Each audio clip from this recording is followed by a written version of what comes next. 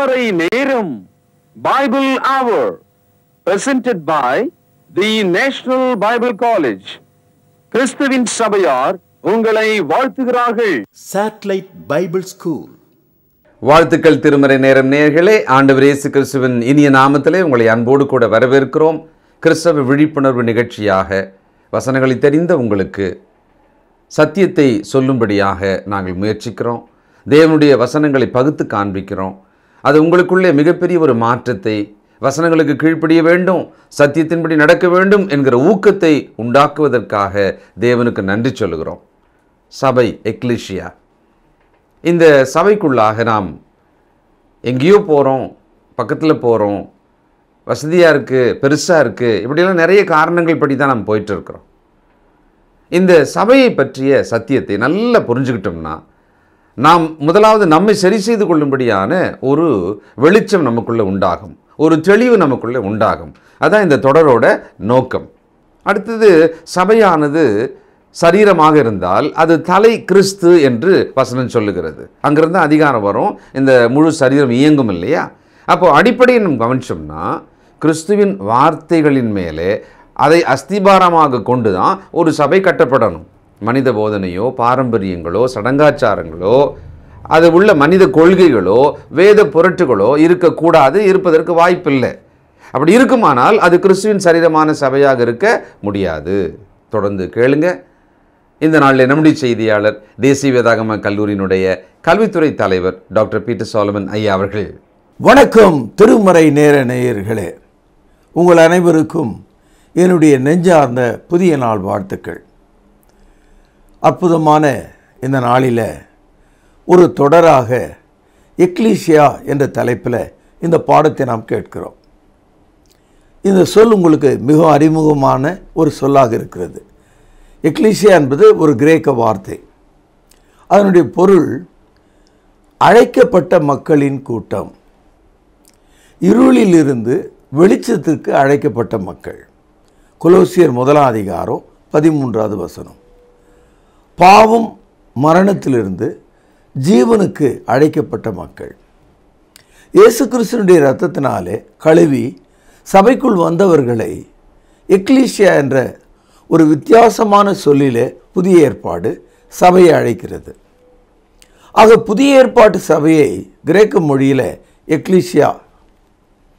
இன்றைக்கும் நீங்கள் மெக்சிகோ நாட்டுக்கு போனீங்கன்னா அங்கே இருக்கிறவர்கள் சபையை எக்லீசியா என்று தான் அழைக்கிறார்கள். அழைக்கப்பட்ட மக்கள், தேர்ந்தெடுக்கப்பட்ட மக்கள். சகோதரர்களை, இந்த சபையை குறித்து பேசும்போது இயேசு ஒரு கல்லை பயன்படுத்துகிறார். ஒரு கல் எவ்வளவு உறுதியாக இருக்கிறது, அந்த கல் நமக்கு எப்படி பயன்படுகிறது என்று நமக்கு தெரியும். அதுபோல சபையை விசுவாசிக்கிற மனிதனுக்கு அது ஒரு கல்லாக இருந்து அவனை காப்பாற்றக்கூடியதாக இருக்கிறது. இயேசு கிறிஸ்து கன்மலையின் மேலே கட்டப்பட்ட ஒரு வீட்டை குறித்து போதிக்கிறார். இன்றைக்கும் மலைப்பாங்கான பகுதிகளில் வீடுகளை பெரிய பெரிய கல்லை கொண்டு வீடுகளை கட்டுவதை நம்ம பார்க்கிறோம். கல்லினால் வீடு கட்டுவது மனிதனுக்கு தெரிந்த விஷயம்தான். ஆனால் மணலில் வீடு கட்டுறவங்களும் உண்டு. இயேசு கிறிஸ்து மணலில் வீடு கட்டினவனை புத்திசாலின்னு சொல்லலை, கல்லின் மேலே வீடு கட்டினவனை புத்திசாலின்னு சொல்கிறார். காரணம் என்னென்னா, சோதனைன்ற ஒரு பெருவெள்ளம் வந்தது, அந்த வீட்டின் மேலே மோதியது. அப்பொழுது மணல் மேலே கட்டப்பட்ட வீடு அப்படியே கரைந்து தரைமட்டமானது. மணல் மேலே கட்டப்பட்ட வீடு அழிந்ததற்கு என்ன காரணம்? அதற்கு ஒரே காரணம், அது மணலில் கட்டப்பட்டது. கல்லின் மேலே கட்டப்பட்ட வீடு ஏன் அழியவில்லை? காரணம், தண்ணீரால் கல்லை அழிக்க முடியாது, கரைக்க முடியாது. ஆகவே அது நின்றது. இயேசு கிறிஸ்து இந்த மணல் மேல் கட்டிய வீட்டையும் கன்மலையின் மேல் கட்டிய வீட்டையும் உங்களுடைய கவனத்துக்கு ஒரு உதாரணமாக சொல்கிறார். ஆனால் அதற்கு பின்புலமாக இருப்பது என்னன்னா, இயேசுனுடைய வார்த்தையின்படி நடக்கிற ஆள் யாரு? இதை வெளிப்படுத்துவதற்காக, இதை நீங்கள் தெரிந்து கொள்வதற்காக, இயேசுனுடைய வார்த்தையின்படி நடக்கிற ஆள் கன்மலையின் மேலே கட்டப்பட்ட வீடு. இயேசுனுடைய வார்த்தையை கேட்டு அதன்படி நடவாத ஆள் மணல் மேலே கட்டப்பட்ட வீடு. இப்போ உங்களுக்கு அது புரிந்திருக்கும். இப்பொழுது மத்தேயு 7ஆம் அதிகாரம் 21வது வசனம். பரலோகத்தில் இருக்கிற என் பிதாவின் சித்தத்தின்படியே செய்கிறவனே பரலோக ராஜ்யத்திலே பிரவேசிப்பானே அல்லாமல் என்னை நோக்கி கர்த்தாவே கர்த்தாவே என்று சொல்லுகிறவன் அதிலே பிரவேசிப்பதில்லை. அப்போ பரலோக ராஜ்யத்துக்கு போகிறதுக்கு ஒரு தகுதி ஆண்டவருடைய பெயரை தெரிந்து கொள்வதாலோ, ஒரு பைபிளை கையில் வைத்து கொள்வதாலோ, ஒரு சபைக்கு ஒழுங்காக செல்வதாலோ, ஒரு கிறிஸ்தவராக வாழ்வதாலோ, திருமணம் செய்து கொள்வதாலோ, கிறிஸ்தவ கல்லறையிலே அடக்கம் பண்ணப்படுவதாலோ நாம் பரலோகம் செல்ல முடியாது. பரலோகத்தில் உள்ள தேவனுடைய சித்தம் இயேசு கிறிஸ்து தான். அவர்தான் வார்த்தையாக பூமிக்கு வந்தார். அந்த வார்த்தையின்படி நடக்கிறவன் தான். இப்பொழுது மத்தேயு 7ஆம் அதிகாரம் 24வது வசனம். ஆகையால் நான் சொல்லிய இந்த வார்த்தைகளை கேட்டு பெனால் அடிக்கொண்டிடுங்கள். இவைகளின்படி செய்கிறவன் எவனோ அவனை கன்மலையின் மேல் தன் வீட்டை கட்டின புத்தியுள்ள மனுஷனுக்கு ஒப்பிடுவேன். இப்பொழுது அந்த உதாரணம் நமக்கு தெரிகிறது. இங்கே இயேசு கிறிஸ்து கன்மலையின் மேலே கட்டிய வீடை ஒரு உதாரணமாக தான் சொல்கிறார். அந்த மனிதனை குறித்து பேசுகிறார். எந்த மனிதன்? இயேசுனுடைய வார்த்தையை கேட்டு அதன்படி நடக்கிற மனிதன். சகோதரர்களே, இயேசு கிறிஸ்து இந்த கன்மலை, இந்த கல் என்ற இந்த தகவலை எப்போதும் பேசுகிறவராகவே இருக்கிறார். உதாரணமாக மத்தேயு 16:18வது வசனம். மேலும் நான் உனக்கு சொல்கிறேன், நீ பேதுருவாயிருக்கிறாய், இந்த கல்லின் மேல் என் சபையை கட்டுவேன், பாதாளத்தின் வாசல்கள் அதை மேற்கொள்வதில்லை. சகோதரர்களே, பூமியில் ஓடுகிற தண்ணீரை பூமியில் உள்ள கட்டடங்களை அழித்து விடுகிறது. இங்கே இயேசு சொல்கிறார், பாதாளம் மேற்கொள்ளாது. பாதாளம் என்பது மோட்சத்துக்கு எதிரடியான ஒரு வார்த்தை. பாதாளத்துக்கு போகிற மனிதன் நரகத்துக்கு போகிறவனாக இருக்கிறான். பாதாளத்தில் விழுந்தவன் ஏறி வர முடியாதவனாக இருக்கிறான். அவனுடைய வாழ்வு எப்போதும் அக்னியில், வேதனையில் இருக்கிறது. இயேசு என்ன சொல்லுகிறார்? தான் கட்டுகிற சபையை கன்மலையின் மீது கட்டிய சபையை போலவும் அதற்கு பாதாளத்தின் மீது அதிகாரம் இல்லை என்று சொல்லுகிறார். Hades have no power on church. சபையின் மீது பாதாளத்திற்கு அதிகாரம் இல்லை என்று சொல்லுகிறார். வெளிப்படுத்தல் 1வது அதிகாரம் 18ஆம் வசனம். இதை முழுக்க சுழியிடுங்கள். மரித்தேன். இயேசு கிறிஸ்து சிலுவையிலே மரித்தார். மரித்தேன், ஆனாலும் சதா காலங்களிலும் உயிரோடு இருக்கிறேன். 3வது நாளில் கல்லறையிலிருந்து எழுந்த இயேசு சதா காலங்களிலும் இப்பொழுது உயிரோடு இருக்கிறார். கவனியுங்கள். ஆமேன். நான் மரணத்துக்கும் பாதாளத்துக்கும் உரிய திறவுகோல்களை உடையவராயிருக்கிறேன். அதாவது இயேசு கிறிஸ்துவின் உயிர்த்தெழுதல் சபையினுடைய அச்சாணியாக இருக்கிறது. அந்த சபைக்குள்ள பாதாளத்துக்கு எந்த இடமும் இல்லை. உயிர்த்தெழுந்த இயேசுவை பாதாளம் விழுங்காதது போல சபைக்குள் வந்த மனிதன் மீது பாதாளத்துக்கு எந்த அதிகாரமும் இல்லை. சகோதரர்களே, இந்த வசனம் வெளிப்படுத்தல் 1ஆம் அதிகாரம் 18வது வசனத்தில் நாம் பார்க்கிறோம். இயேசு கிறிஸ்து கன்மலையாக இருக்கிறார் என்று 1 கொரிந்தியர் 10ஆம் அதிகாரம் 4வது வசனத்திலே படிக்கிறோம். எல்லாரும் ஒரே ஞான பானத்தை குடித்தார்கள். எப்படியெனில் அவர்களோடு கூட சென்ற ஞான கன்மலையின் தண்ணீரை குடித்தார்கள். அந்த கன்மலை கிறிஸ்துவே. இங்கே இயேசு கிறிஸ்து கன்மலையாக பேசப்படுகிறார். பழைய ஏற்பாட்டு கால இஸ்ரவேலர்கள் வனாந்திரத்திலே அவர்கள் கானானை நோக்கி சென்றபோது கிறிஸ்து அவர்களுக்கு ஒரு கன்மலை போல இருந்தார். இந்த கன்மலை இன்றைக்கு சபையாக அஸ்திவாரமாக போடப்பட்ட ஒன்றாக இருக்கிறது. 1 கொரிந்தியர் 3:11 வசனம். இந்த வசனத்தை அப்படியே சுழியிடுங்கள். போடப்பட்டு இருக்கிற அஸ்திபாரமாகிய இயேசு கிறிஸ்துவை அல்லாமல் வேறு அஸ்திபாரத்தை போட ஒருவனாலும் கூடாது. சகோதரர்களே, இந்த வசனம் அப்போஸ்தலனாகிய பவுல் ஏறக்குறைய இயேசு உயிர்த்தெழுதலுக்கு பிறகு 62வது வருடம் எழுதுகிறார். இன்றைக்கு நாம் 2019 ஆண்டில் ஏறக்குறைய ஒரு 2000 ஆண்டுகளுக்கு பிறகு வாழ்கிறோம். இன்றைக்கி நான் ஒரு சபையை உருவாக்குகிறேன், நான் தான் அதனுடைய ஃபவுண்டர், அப்படியெல்லாம் மனிதர்கள் நினைக்கிறாங்க. சபையானது கிறிஸ்துவின் மரணத்தை கொண்டு அஸ்திவாரமாக அமைக்கப்பட்டிருக்கு. இந்த அஸ்திவாரத்தை வேற மனிதனால் போட முடியாது. சகோதரர்களே, இந்த அஸ்திவாரத்தின் மேலே சபை இருக்கிறது, எக்லீசியா இருக்கிறது. எபேசியர் 2ஆம் அதிகாரம், புதிய ஏற்பாட்டில் 265வது பக்கம் 20வது வசனத்திலிருந்து வாசிக்கிறேன், கவனியுங்கள். அப்போஸ்தலர், தீர்க்கதரிசிகள் என்பவர்களுடைய அஸ்திபாரத்தின் மேலே கட்டப்பட்டவர்களுமாய் இருக்கிறீர்கள். அதற்கு இயேசு கிறிஸ்து தாமே மூலைக்கல்லாய் இருக்கிறார்.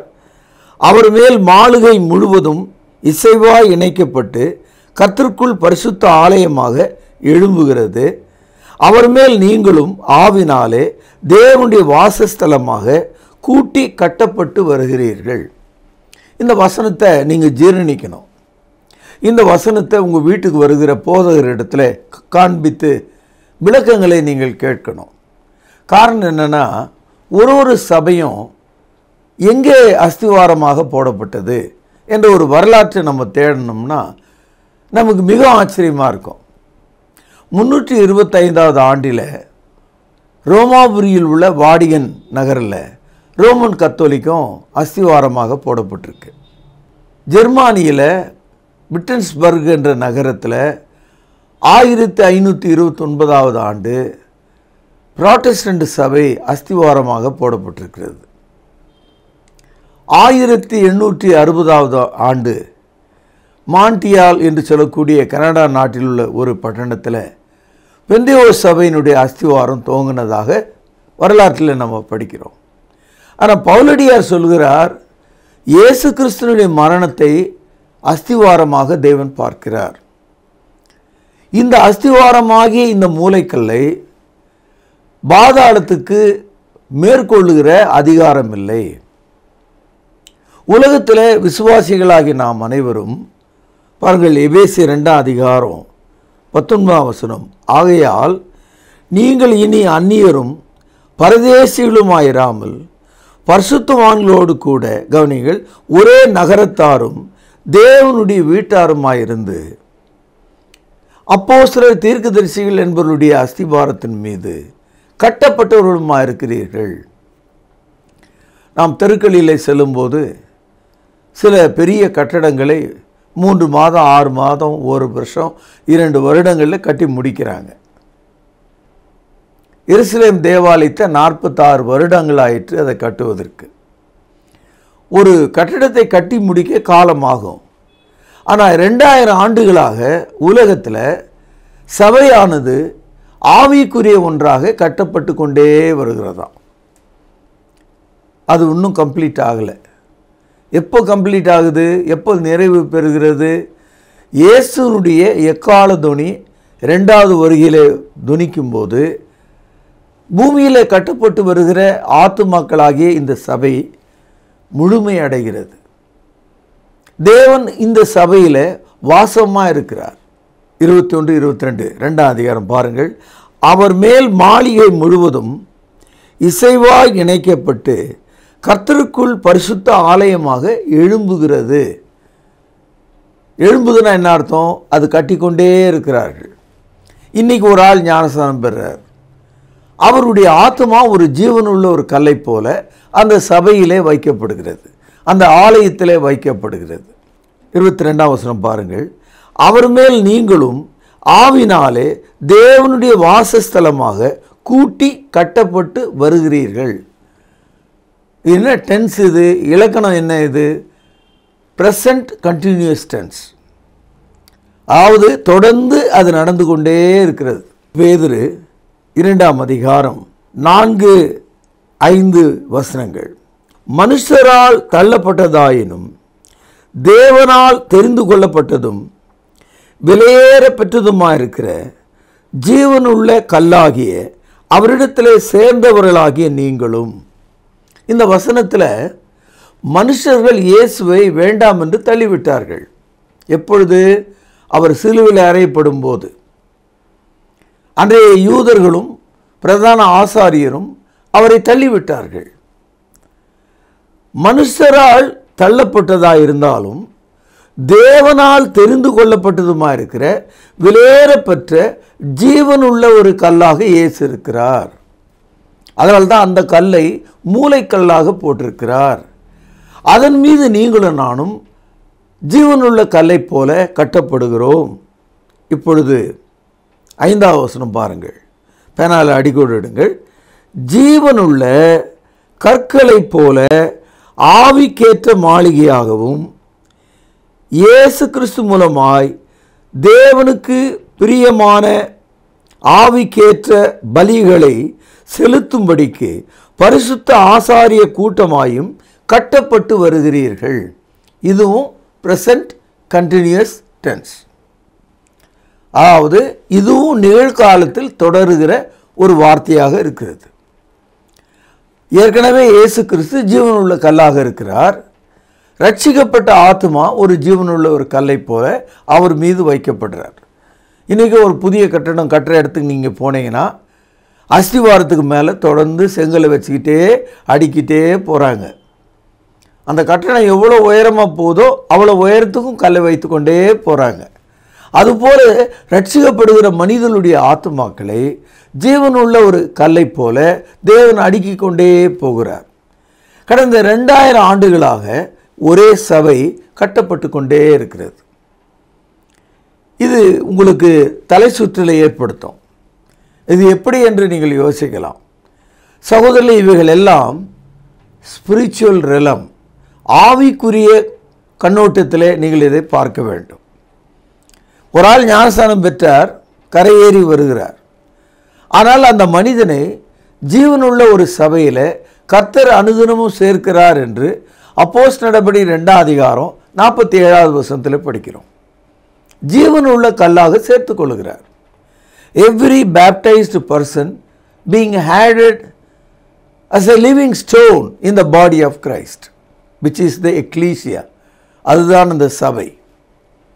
சகோதரரை, இதை நீங்கள் விளங்கிக் கொள்ளணும். ஏசாயா தீர்க்கதரிசன புத்தகம் பழைய ஏற்பாட்டில் பக்கம் 832. ஆதலால் கர்த்தராகிய ஆண்டவர் உரைக்கிறதாவது, இதோ அஸ்திபாரமாக ஒரு கல்லை நான் சீயோனிலே வைக்கிறேன். இங்கே சீயோன் என்பது எருசலேமுக்கு இன்னொரு பெயர். இயேசுனுடைய மரணம் எருசலேம் நகரத்திலே நிகழ்ந்தது. அதை தான் அவர் இங்கே சொல்கிறார். ஆதலால் கர்த்தராகிய ஆண்டவர் உரைக்கிறதாவது, இதோ அஸ்திவாரமாக ஒரு கல்லை நான் சீயோனிலே வைக்கிறேன். கவனியுங்கள், அது பரீட்சிக்கப்பட்டதும் விலையேறப்பெற்றதும் திட அஸ்திபாரம் உள்ளதுமான மூலைக்கல்லாயிருக்கும். விசுவாசிக்கிறவன் பதறான். இந்த கல்லின் மீது இணைக்கப்படுகிற ஒரு கிறிஸ்தவர் பதற வேண்டிய அவசியமில்லை. இந்த கல்லின் மீது சேர்க்கப்பட்ட ஒரு மனிதன் பயப்பட வேண்டிய அவசியமில்லை. ஏனென்றால் அவன் ரட்சிக்கப்பட்டிருக்கிறான். கிறிஸ்துவுக்குள்ளே உள்ளும் புறமும் அவன் மேய்ச்சலை கண்டடைகிறான். கிறிஸ்து அவனுக்கு தலையாக இருக்கிறார். அவன் கிறிஸ்தவனாக வாழுகிறான். அவன் பயப்பட வேண்டிய அவசியம் இல்லை. இப்பொழுது ஏசாயா 49வது அதிகாரம் 15-16 வசனங்கள். ஸ்திரீயானவள் தன் கர்ப்பத்தின் பிள்ளைக்கு இறங்காமல் தன் பாலகனை மறப்பாளோ? அவள் மறந்தாலும் நான் உன்னை மறப்பதில்லை. இது ஒரு தீர்க்க தரிசனம். அதாவது ஜீவனுள்ள சபையிலே ஜீவனுள்ள கல்லாக அடுக்கப்பட்டிருக்கிற, ஏற்றுக்கொள்ளப்பட்டிருக்கிற அந்த சபைக்குள் இருக்கிற மனிதனை தேவன் மறப்பதில்லை. எப்படி ஒரு தாய் தன்னுடைய பிள்ளையை மறக்க முடியாதோ அவ்விதமாக நான் உங்களை மறப்பதில்லை. ஒவ்வொரு வீட்டுக்கும் அதை எப்படி கட்டணும், அதில் எத்தனை அறைகள் இருக்கணும், அதில் எப்படி மின்சாரம் கொண்டு போகணும், தண்ணீர் எப்படி கொண்டு போகணும், மற்ற அறைகள் இப்படி இருக்கணுன்றதுக்கு பிளான் போடுவாங்க. அதை வச்சு தான் அந்த கட்டடத்தை அமைப்பாங்க. அந்த கட்டடத்தில் ஏதாவது ஒரு பிரச்சனை இருந்தால் அந்த பிளான் படி அந்த ஒயர் எங்கே செல்கிறது, குழாய் பைப்புகள் எங்கே செல்கிறது என்பதை சுலபமாக கண்டுபிடிச்சிடலாம். இப்போல்லாம் பார்த்தீங்கன்னா பெரிய பெரிய அடுக்கு மாடி குடியிருப்புகளை பார்க்குறீங்க. அதை வாங்கிட்டு உள்ளே போகிற ஆளுக்கு வீடு நல்லா தான் தெரியும். ஆனால் பிரச்சனை வரும்போது எந்த பக்கம் ஒயர் போகுது, எந்த பக்கம் தண்ணீர் பைப் போகுதுன்னு தெரியாமல் போயிடும். அதனால தான் அந்த பிளான் அவனுக்கு ஒன்று இருந்தால் அதை கட்டும்போது எந்தெந்த லைனில் அது போகுதுன்றதை அவன் கண்டுபிடிச்சிடுவான். அந்த மாதிரி ரட்சிக்கப்படுகிற ஒவ்வொரு மனிதனும் தேவனுடைய கையில் வரையப்பட்டிருக்கிறானா. பிசகுவதற்கும் தவறுவதற்கும் வழியே இல்லை. வாசிப்போம். ஏசாயா 49வது அதிகாரம் 16வது வசனம். இதோ என் உள்ளங்கையில் உன்னை வரைந்திருக்கிறேன், என் மதில்கள் எப்போதும் என் முன் இருக்கிறது. அப்போது தேவன் என்ன சொல்கிறாரு, ரட்சிக்கப்பட்ட அந்த எக்லீசியாவாகிய அந்த திருச்சபையை, அந்த மனிதர்களை, அவனுடைய அடையாளத்தை தன்னுடைய உள்ளங்கையில் வரைந்திருக்கிறேன் என்று சொல்லுகிறார். ஒரு தாய் தன்னுடைய பிள்ளையை மறக்காது இருக்கிறது போல நான் உங்களை மறப்பதில்லை என்று சொல்லுகிறார். இதனால தான் எக்லீசியா என்று அழைக்கப்படுகிற அந்த திருச்சபைக்குள்ள அந்த சபை கிறிஸ்துவை தலையாக கொண்டிருக்கிறது. அந்த சபை கன்மலையின் மேலே, அதாவது இயேசுனுடைய மரணத்தின் மேலே அஸ்திவாரம் போடப்பட்டிருக்கிறது. அந்த கன்மலையாகிய அந்த அஸ்திவாரம் பரீட்சிக்கப்பட்டதும் விலையேற பெற்றதுமாக இருக்கிறது. மனிதர்கள் அதை தள்ளினாலும் தேவன் அதை ஆசீர்வதித்திருக்கிறார். சகோதரர்களே, இன்றைய தேதியில் எக்லீசியா என்ற இந்த தலைப்பில், அதாவது திருச்சபை என்ற இந்த தலைப்பில் நீங்கள் படித்த இந்த பாடத்தை இப்பொழுது நீங்கள் போய்கொண்டிருக்கிற எந்த ஒரு சபையோடு பொருத்தி பாருங்கள். அதற்கும் அந்த உபதேசத்துக்கும் ஏதாவது சம்பந்தம் இருக்கிறதா? நம்ம ஊர்லெல்லாம் இந்த கிளப்புன்னு ஒரு வார்த்தை இருக்குது, அல்லது ஒரு மணமகிழ் மன்றம் அப்படின்னு சொல்கிறாங்க. அது மாதிரி இன்றைக்கு சபைகள்லாம் ஒரு மன்றங்களாக மாறிவிட்டது. நாங்கள் அந்த மன்றம், நீங்கள் இந்த மன்றம், நாங்கள் கைத்தட்டுவோம், நாங்கள் கைத்தட்ட மாட்டோம், நாங்கள் இப்படி இருப்போம், நாங்கள் இப்படி இருப்போம், இப்படி பேசி ஒருவருக்கு ஒருவர் மாய்த்து கொண்டிருக்கிறோம்.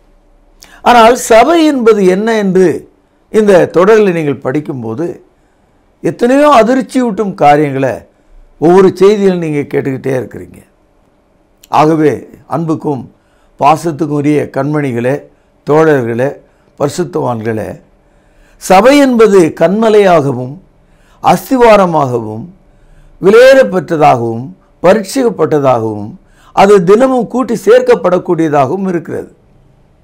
இப்படிப்பட்ட ஒரு சபையை அறியாமல் ஒரு கூட்டாளிகளாக ஒரு மன்றத்தில் ஒரு தோழமையின் கீழே, ஒரு நட்பின் கீழே, ஏதோ ஒரு தலையாட்டி பொம்மைகளைப் போல நீங்கள் கல்யாணத்துக்காகவும் அடக்கம் பண்ணப்படுகிற இடத்துக்காகவும் நான் அந்த சபையில் இருக்கிறேன் என்று சொல்லி கொண்டிருப்பீர்களானால் பாதாளம் உங்களை மூடிவிடும். பாதாளம் மேற்கொள்ள முடியாத ஒரு சபை இருக்க வேண்டுமானால் அது வசனத்தின்படி நடக்கிறவர்களைத்தான் காண்பிக்க முடியும். அதுதான் இயேசு சொன்னார், ஆகையால் நான் சொன்ன வார்த்தையின்படி செய்கிறவன் எவனோ அவனை கன்மலையின் மேலே கட்டின வீட்டுக்கு ஒப்பிடுவேன் என்று சொன்னார். நீங்கள் அப்படிப்பட்டவர்களாக இருக்கத்தக்கதாக உங்களை வாழ்த்தி இந்த நாளில் அவருடைய கிருபையை நீங்கள் விளங்கி கொள்ளத்தக்கதாக உங்களை ஒப்புவிக்கிறேன். பிரார்த்தனை செய்வோம்.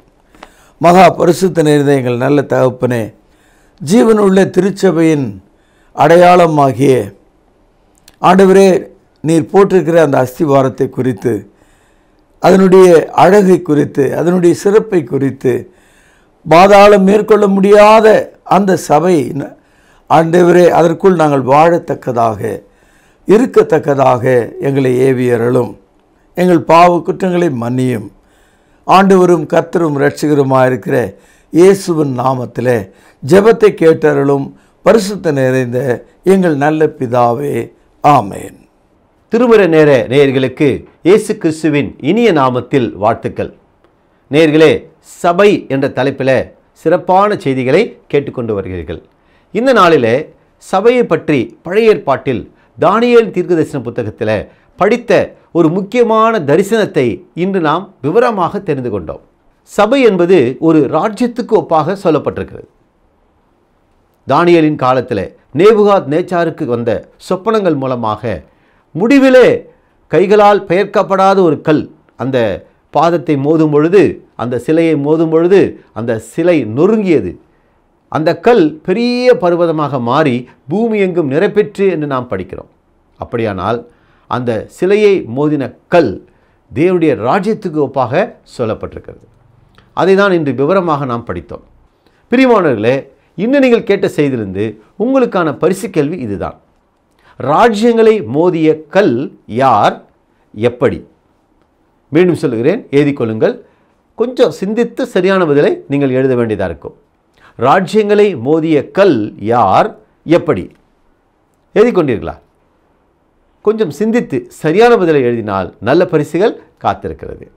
நேயர்களே, எங்களிடத்தில் சபையில் பயன்படுத்தக்கூடிய கர்த்தருடைய பந்தி பாத்திரங்கள், காணிக்கை பைகள், பிரசங்க பீடங்கள் தேவைப்படுவோர் தொடர்பு கொள்ளுங்கள். எங்களிடத்தில் உள்ள நிகழ்ச்சிகள் யூடியூப்பில் அப்லோட் செய்கிறோம். பார்த்து பிறரையும் பார்க்கும்படி உற்சாகப்படுத்துங்கள். ஆவிக்குரிய புத்தகங்கள், அஞ்சல் வழி வேத பாடங்கள் தேவைப்படுவோர் தொடர்பு கொள்ளுங்கள். மீண்டும் உங்களை சந்திக்கும் வரை நம்முடைய கர்த்தராகிய இயேசு கிறிஸ்துவின் கிருபை உங்கள் அனைவரோடும் கூட இருப்பதாக. அன்பானவர்களே, புதிய ஏற்பாட்டு தொழுகைக்கு திரும்புங்கள். இடம் YMCA வளாகம், ஹைகோர்ட் எதிரில், பிரதி ஞாயிறு காலை 11 மணி அளவில் அன்புடன் அழைக்கிறோம். Come and worship with us every Sunday at 11 AM, YMCA Hall, opposite High Court, Parish Corner.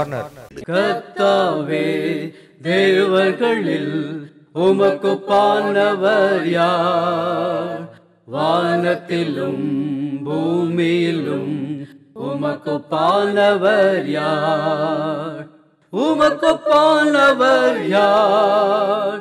உமக்கு பானவர் யார்? வானத்திலும் பூமியிலும் உமக்கு பானவர் யார்?